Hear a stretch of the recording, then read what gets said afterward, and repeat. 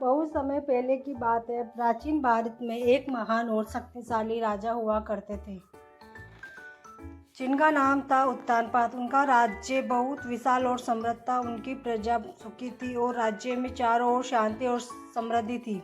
राजा उत्तानपाद की दो रानियां थी। पहली रानी का नाम था सुनीति और दूसरी रानी का नाम था सुरुचि। रानी सुनीति स्वभाव में बहुत ही दयालु, सरल और धर्मपरायण थी। वे सदैव सत्य और धर्म के मार्ग पर चलती थी। उनके एक पुत्र थे जिनका नाम था ध्रुव।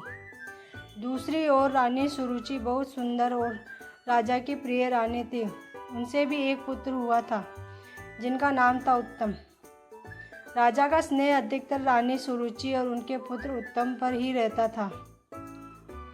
इसी कारण रानी सुनीति और उनके पुत्र ध्रुव को राजमहल में इतना सम्मान और प्रेम नहीं मिलता था।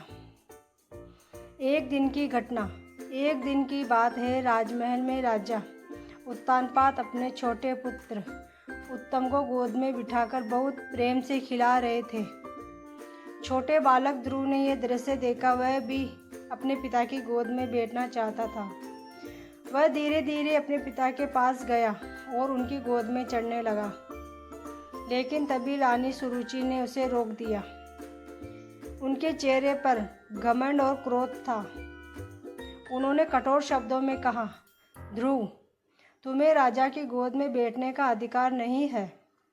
अगर तुम्हें राजा की गोद में बैठना है तो पहले भगवान से प्रार्थना करो कि अगला जन्म मेरे गर्भ से मिले, तभी तुम्हें यह अधिकार मिलेगा। रानी के ये कठोर शब्द सुनकर छोटा ध्रुव बहुत दुखी हो गया। उसकी आंखों से आंसू आ गए। वह समझ नहीं पा रहा था कि उससे क्या गलती हो गई।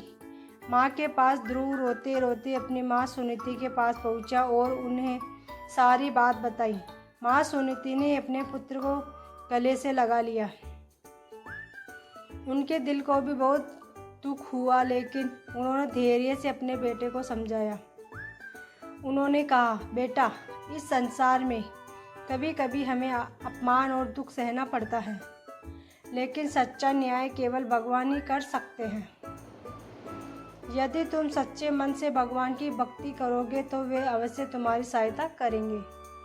माँ की बातों ने ध्रुव के मन में एक दृढ़ संकल्प जगा दिया। 5 वर्ष का छोटा बालक सोचने लगा, मैं भगवान को अवश्य प्राप्त करूँगा और ऐसा स्थान पाऊँगा जो किसी को भी नहीं मिला। जंगल की ओर यात्रा। एक दिन ध्रुव चुपचाप महल से निकल पड़ा और जंगल की ओर चल पड़ा। वह भगवान की खोज में जा रहा था। रास्ता कठिन था, लेकिन उसके मन में दृढ़ निश्चय था। जंगल में उसकी मुलाकात महान ऋषि नारद से हुई। नारद जी ने आश्चर्य से पूछा, बेटा, तुम इतने छोटे हो और अकेले जंगल में क्या कर रहे हो? ध्रुव ने विनम्रता से उत्तर दिया, मैं भगवान को प्राप्त करना चाहता हूँ। मैं ऐसा स्थान पाना चाहता हूँ जो कभी किसी को भी न मिला हो।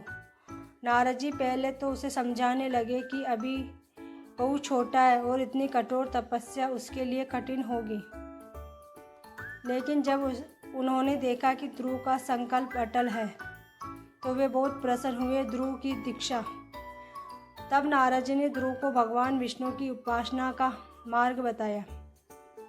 उन्होंने ध्रुव को एक पवित्र मंत्र दिया, ओम नमो भगवते वासुदेवाय। नारद जी ने कहा, बेटा, इस मंत्र का जाप करते हुए भगवान विष्णु का ध्यान करो, वे अवश्य तुम्हारी भक्ति से प्रसन्न होंगे। ध्रुव की कठोर तपस्या। ध्रुव ने जंगल में एक स्थान चुनकर तपस्या शुरू कर दी। पहले महीने वह केवल फल खाकर भगवान विष्णु का ध्यान करता रहा। दूसरे महीने उसने फल भी छोड़ दिए और केवल पत्ते खाने लगा। तीसरे महीने उसने पत्ते भी त्याग दिए और केवल पानी पीकर जीवन बिताने लगा। चौथे महीने उसने पानी भी छोड़ दिया और केवल हवा के सहारे जीवित रहने लगा। ध्रुव की तपस्या इतनी कठोर थी कि पूरा ब्रह्मांड जैसे स्थिर हो गया हो। देवता भी उसकी तपस्या देखकर आश्चर्यचकित हो गए हो। भगवान विष्णु का प्रकट होना। अंत ध्रुव की सच्ची भक्ति को कठोर तपस्या से प्रसन्न होकर भगवान विष्णु उसके सामने प्रकट हुए। भगवान विष्णु के हाथों में शंख, चक्र, गदा और पद्म थे। उनका तेज सूर्य के समान चमक रहा था। भगवान को सामने देखकर ध्रुव भावविभोर हो गया। वह उनके चरणों में गिर पड़ा। भगवान विष्णु ने प्रेम से कहा, बेटा ध्रुव, तुम्हारी भक्ति से मैं बहुत प्रसन्न हूँ। वर मांगो, तुम जो चाहोगे वह तुम्हें मिलेगा।